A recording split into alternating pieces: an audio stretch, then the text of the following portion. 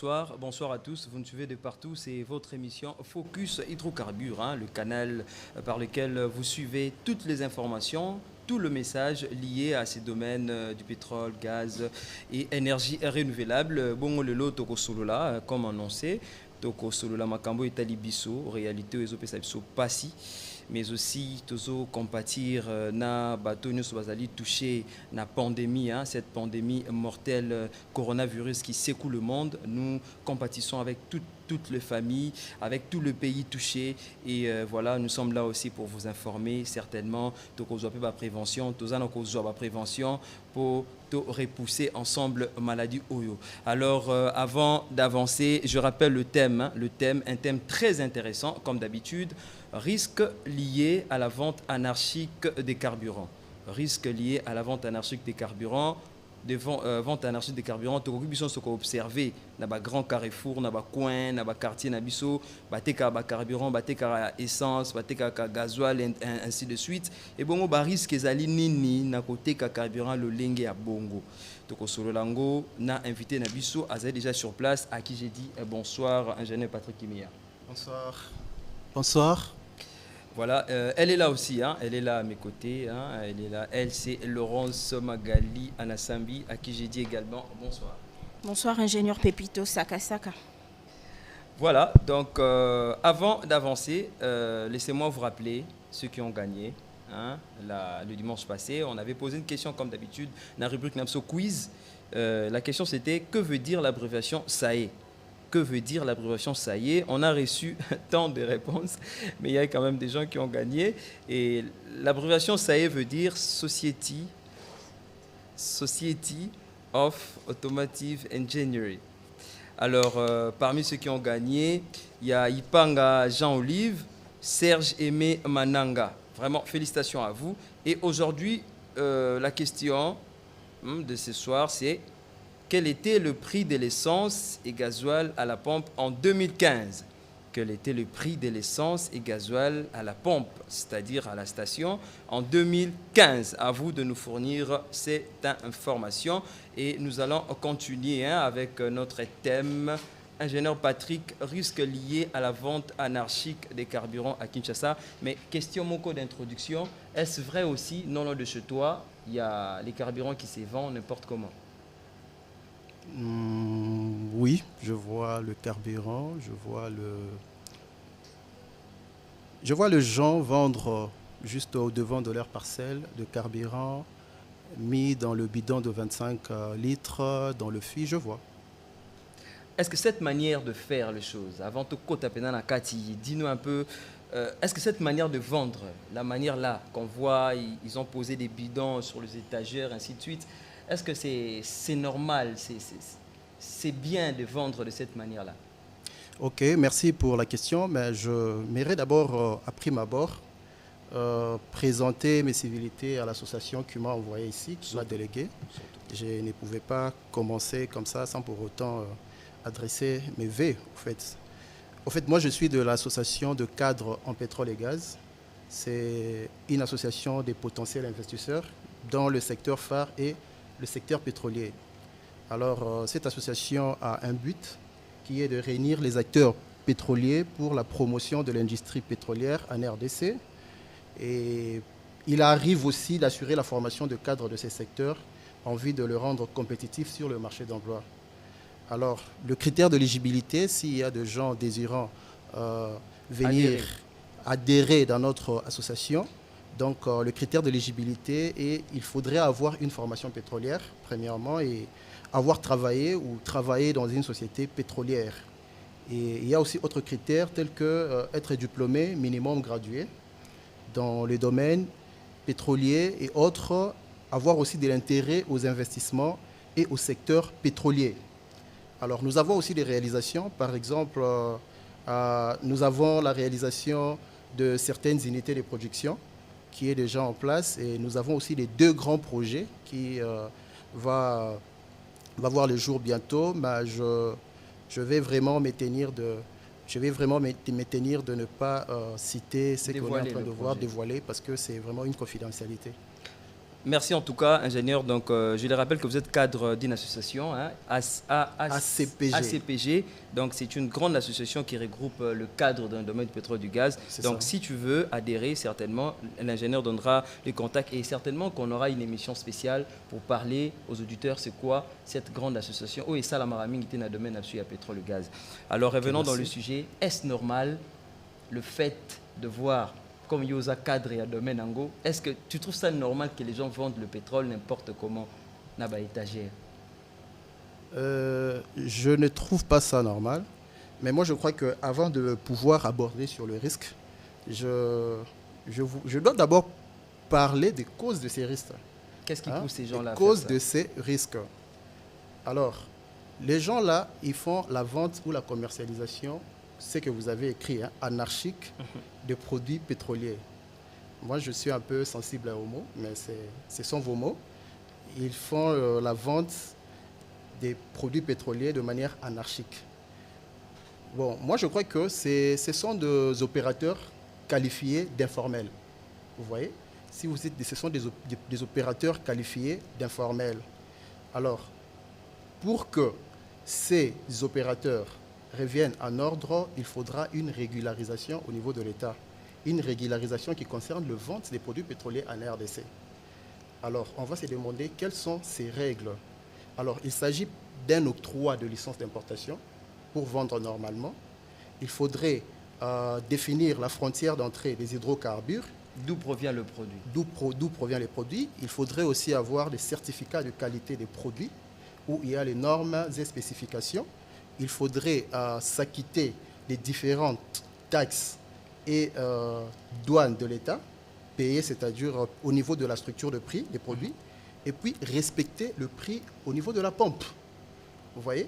Alors, si cet opérateur respecte tout ceci, ce que je viens de citer, là, il est opérateur formel, il est fournisseur, importateur, comme vous le savez. Maintenant, et ils sont informels. Vous voyez, leur informalité, ça vient simplement parce que on est informel lorsqu'on n'a pas pu respecter un de ces paramètres précités. Vous voyez, là, on devient carrément informel. Vous voyez? Donc...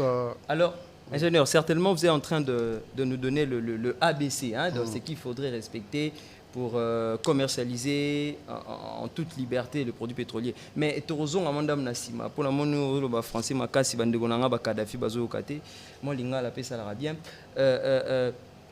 Pour na ba Kadhafi, hein, ilo ni ne sala bango ba commercialiser ba kota copie yango. Et na meki un peu ko sonder na monde que d'autres sont des intellectuels. Il a fait l'IEC, il a fait l'économie. Et l'on est ça, là, il va se retrouver. Est-ce que ça a un sentiment, raison pendant pour pousser bon, agir de la sorte? Ok, mais je serai un peu bilingue. Hein. Au fait, le Kadhafi, ce qui fait que les gens là entrent dans ces secteurs, au fait, les abato bazana bangona torté parce que pour au sala commerce soigné à Kadhafi, il faut aux autorisation des commerces délivrée par le ministère de petites et moyennes entreprises, par exemple. Ils ont ça, cette autorisation de commerce. Ce ne sont pas de gens peut-être qualifiés de, je ne sais pas moi, qui font des commerces illicites. Non. Ils font des commerces peut-être anarchiquement parce qu'ils n'ont pas pu, n'est-ce pas, respecter tout ce que l'État a pu classer pour que le commerce soit vraiment viable. Donc, ce sont des gens normaux, comme toi et moi, mais qui se disent quand même que Nakoko Vanda Boete, à la place que je vends le carburant. En tout cas, là, il n'y a pas de souci. C'est au fait ça qui fait que Bateka, Bazalapé, bien balé Sabana. Laurence, ta préoccupation? Par rapport à ce grand thème sur la vente anarchique de Kadhafi et autres, moi, j'ai une question assez pertinente. Souvent, j'ai l'habitude de remarquer une différence de prix entre l'essence et gazoil vendus par les Kadhafi ainsi que ceux vendus par les stations-service.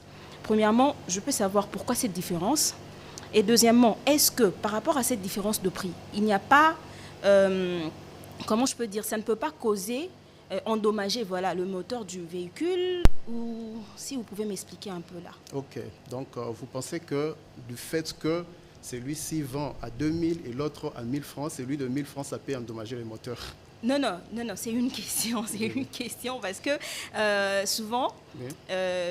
on emprunte aussi les taxis bus, les taxis simples pour des courses. Oui. Et des fois, ça m'arrive de poser des questions. Pourquoi chauffeur au Tiki Kadhafi, mais au préféré Kokende directement à la station? Ok.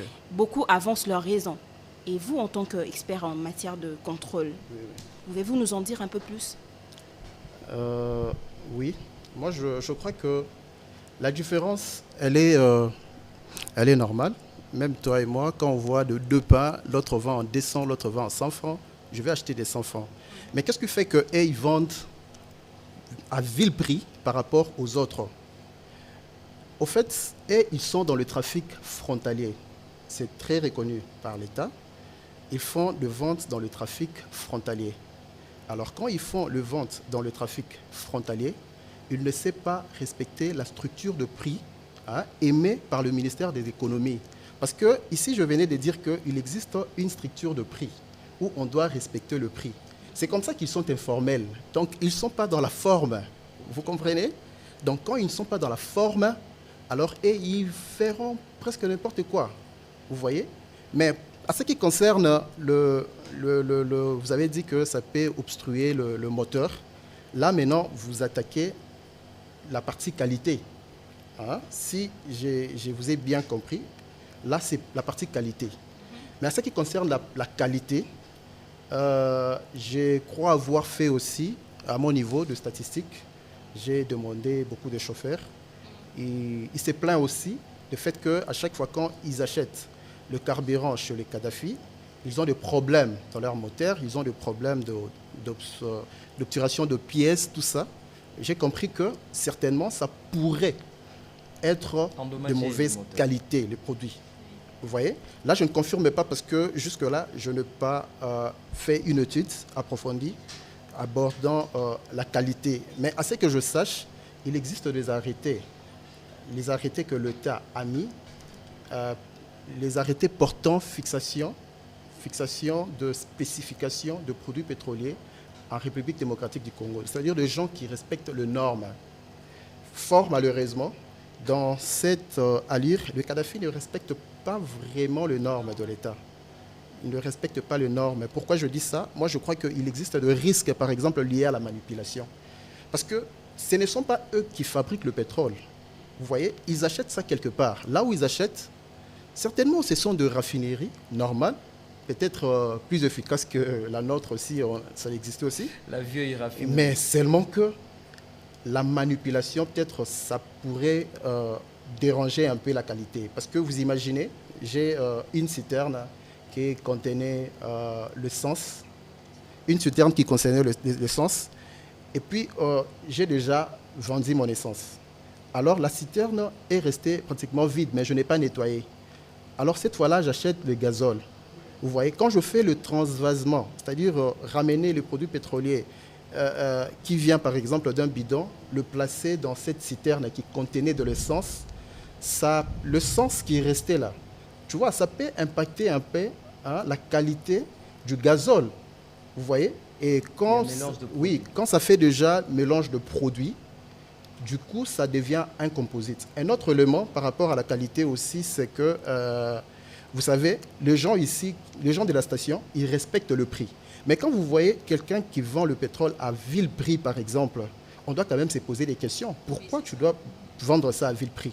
Là, maintenant, on pourrait dire que il faudra d'abord savoir dans la structure de prix, l'essence est un peu plus cher par rapport au pétrole lampant. Je donne un exemple. Pétrole lampant, voilà.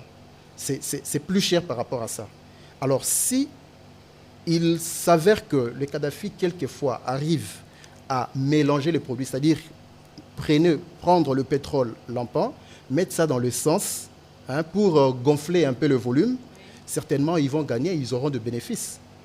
Ils ont gagné, ils vont vendre leur essence à vil prix parce qu'ils ont mélangé avec un produit qui coûte moins. Vous voyez? Ça aussi. Donc moi je crois que je crois avoir répondu dans ta question. Certainement, on est en train de poursuivre. Jusqu'à là, on n'a pas encore entamé vraiment des fonds, questions risques. On les a, tu attends, ça la COP. Les lots de foyer, il y a plein de risques. Alors Magali, une autre préoccupation, mais je rappelle le numéro pour nous contacter, pour réagir, pour écrire, pour appeler. 082 03 49 725. Magali. Vous parlez que de Kadhafi que vous voyez ici. Moi, je vis de Kadhafi au niveau de Kingabwa.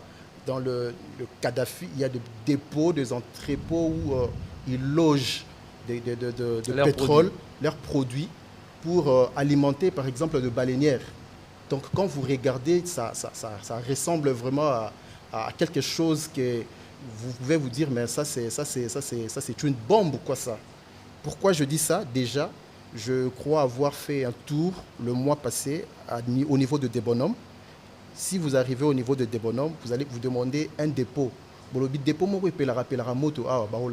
Ça fait déjà 3 fois de suite à cause de la mauvaise manipulation et la mauvaise conservation de produits.